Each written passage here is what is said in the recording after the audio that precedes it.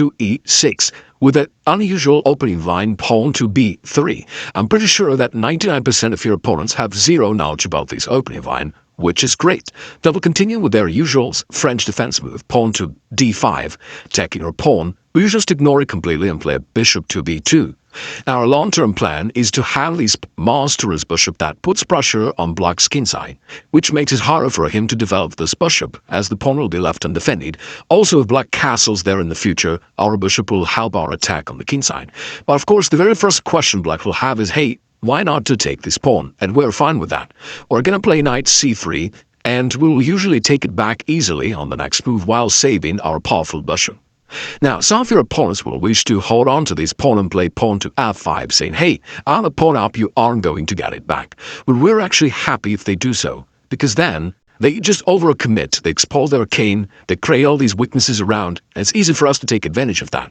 We play pawn d3, attacking this pawn. Now we're ready to trade it off, which gives us even more advantage in development, because we also develop our bishop with a tempo, and then after they do whatever, let's say knight f6, your plan is to castle queenside is more effective in this case, so we play queen e2.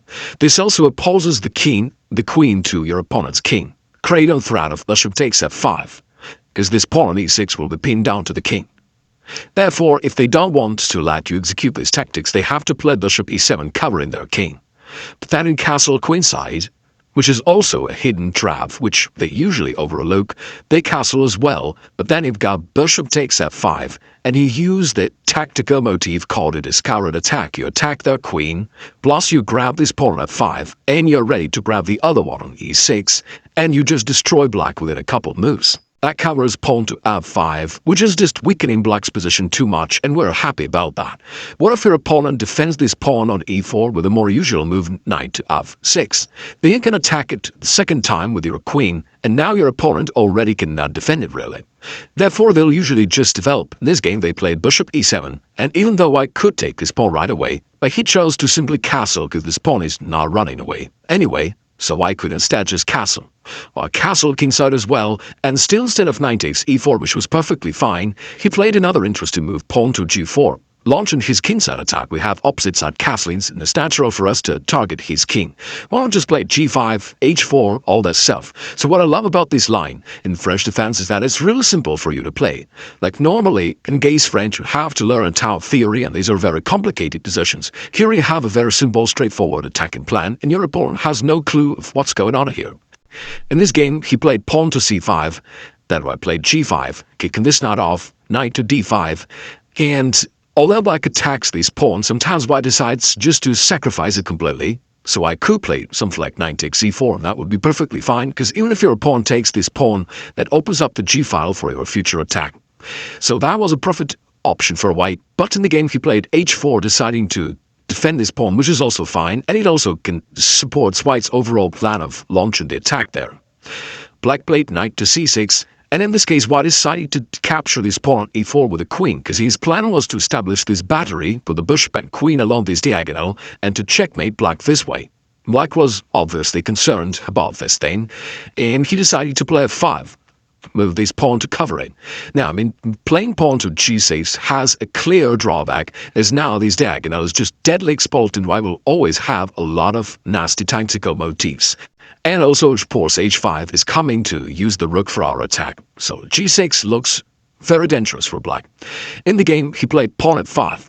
Then white takes en passant, knight takes f6, the queen is attacked, but white slides back to g2, putting the queen to this semi-open file so that in the long run, we can put our rook there and create threats.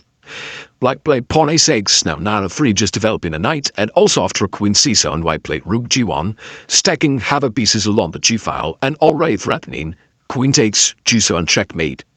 Black could move this pawn forward, but again, this all looks really weak. In the future, white would probably play pawn h5 at some point, so that doesn't look sufficient for a black. In the game, he played knight e8, defending the pawn this way.